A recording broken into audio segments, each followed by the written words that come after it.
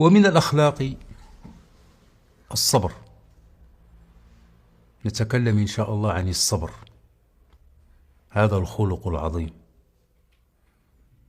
إذا أردت أن يحبك الله، وإذا أردت أن يحبك رسول الله صلى الله عليه وسلم وتكون قريبا منه يوم القيامة، وإذا أردت أن يضاعف الله عز وجل لك الأجر والثواب، فضل ذكرناه يعني في المقطع السابق.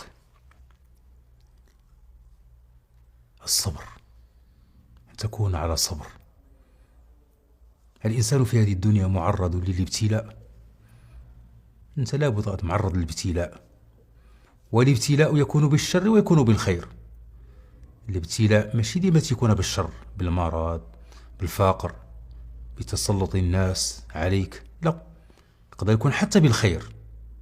أن الله سبحانه وتعالى عطاك الصحة، راه هذا ابتلاء، يعني يشوفك الله عز وجل غتشكر هاد النعمة ولا ما تشكرهاش، هذا ابتلاء. أنت في الامتحان، أي إنسان في الامتحان، من كيفيق حتى كينعس ومن كيتزاد حتى كيموت، فهو في الامتحان وفي الاختبار، يبتلى بالشر ويبتلى بالخير، كما قال الله عز وجل: كل نفس ذائقة الموت ونبلوكم بالشر والخير فتنة وإلينا ترجعون. إلا عطاك الله الصحة دار ابتلاء، ولا عطاك الله المرض دار ابتلاء. إلا عطاك الله المرض كيبغي منك الصبر، ولا عطاك الله الصحة كيبغي منك الشكر، ولا عطاك الله الفقر كيبغي منك الصبر، ولا عطاك الله الغنى كيبغي منك الشكر. شنو هو الغنى؟ أنك ما تعصيش الله عز وجل بالمال، وأنك تنفقه فيما أمرك الله عز وجل به. فلهذا راه الإنسان في الابتلاء، راه ماشي تعتقد الابتلاء تيكون غير في الأمور التي تكرهها. فحتى إذا كنت في عافية فهذا ابتلاء وامتحان، كيشوفك ربي سبحانه وتعالى. أنت عندك الصحة، واش كتصلي؟ واش كتقرب إلى الله؟ واش كتحمد الله على هذه النعمة؟ وهكذا. فلهذا الإنسان هو معرض للابتلاء، فلهذا كان محتاجا إلى الصبر. يعني أنت محتاج للصبر، إلى الصبر. ولهذا الصبر ذكره الله عز وجل في القرآن في 90 موضعا. باش تقرأ القرآن غتلقى الصبر مذكور 90 مرة، مذكور الصبر كما ذكر ذلك ابن تيمية رحمه الله. والصبر نصف الإيمان، لأن الإيمان نصفان: نصف صبر ونصف شكر. أنت إما صابر وإما شاكر لله عز وجل. إذا جاءت الضراء أنت صابر، وإذا جاءت السراء فأنت شاكر. أي إنسان بحالك في هذه الدنيا هذه، إما تلقاه صابر وإما خصو يكون شاكر. إذا جاته يعني الابتلاء، يعني ابتلي بمرض أو فقر أو كذا، خصو يصبر، واجب عليه يصبر. وإلا ابتلي يعني بنعم يعني فإنه يشكر. ها هو المؤمن، أعطاك الله سبحانه وتعالى أنت شاكر، تتحمد الله سبحانه وتعالى. منع عليك الله شي حاجة ولا قدر عليك الله شي حاجة تكرهها، فأنت تصبر. أنت تصبر. علاش؟ لأن الله سبحانه وتعالى أمرك بالصبر في 90 موضعا. يأمر الله عز وجل بهذا الأمر العظيم وبهذا الخلق العظيم الذي هو الصبر. لكن شنو هو الصبر؟ الصبر كما عرفه ابن القيم رحمه الله، قال: هو حبس النفس عن الجزع والتسخط، وحبس اللسان عن الشكوى، وحبس الجوارح عن لطم الخدود وشق الجيوب. حبس النفس عن الجزع والتسخط، ما تبداش تهضر او النفس ديالك تلقى راسك فيك الجزع، فيك التسخط، ساخط، ما راضيش، تقول علاش الله عطاني هذه، وعلاش الله يقدر علي هذه. لا، ما يجوز، هذا ماشي صبر هذا. وحبس اللسان عن التشكي، يعني تشكى بهذاك التشكي اللي فيه التسخط، وانا مالي وانا كذا وانا هذا فيه يعني تسخط.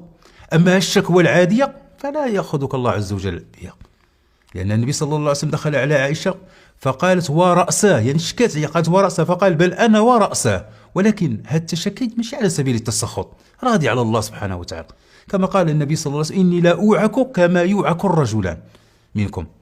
فهذا هو التشكى، ولكن ماشي تشكي على سبيل التسخط. اللي منهي عليه هو التشكى على سبيل التسخط، كما يفعل بعض الناس: وانا مالي وانا كذا، وانا علاش انا ماشي غني، وانا علاش ما عنديش فلوس، وانا علاش الله ما يعطينيش. هذا والعياذ بالله هذا تشكي على سبيل التسخط، هذا كيتسخط هذا.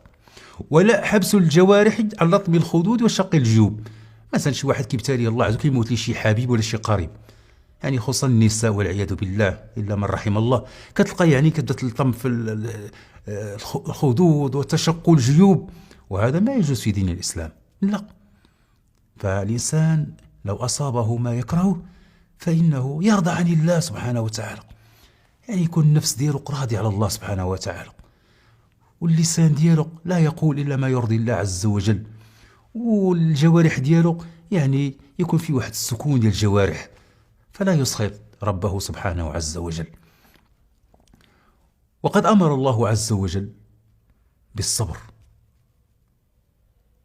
قد أمر الله عز وجل بالصبر في كثير من الآيات كما ذكرنا. قال الله عز وجل: يا أيها الذين آمنوا استعينوا بالصبر والصلاة إن الله مع الصابرين. صبر، علاش؟ لأن الله سبحانه وتعالى قال إن الله مع الصابرين. المعية هنا معك، الله سبحانه وتعالى معك بتأييده ونصره، هذه المعية الخاصة هذه. أن الإنسان اللي كيكون تبتليه الله عز وجل وكيشوف فيه الصبر فإن الله يكون معه، معك الله سبحانه وتعالى.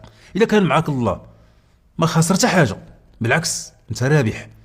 فلا يقدر عليك الله سبحانه وتعالى يعني شي حاجة تكرهها، فاصبر، لأن الله يقول إن الله مع الصابرين. وقال الله عز وجل: وبشر الصابرين، وبشر الصابرين الذين إذا أصابتهم مصيبة قالوا إنا لله وإنا إليه راجعون. أنت الحمد لله ما خاسرش، أولئك عليهم صلوات من ربهم ورحمة وأولئك هم المهتدون. وقال الله عز وجل: وإن تصبروا وتتقوا فإن ذلك من عزم الأمور. الصبر والتقوى هذه من عزم الأمور، من معالي الأمور، من الشرف ذي الأمور. فلهذا الإنسان يعني يصبر، لأن الله سبحانه وتعالى أمر بذلك.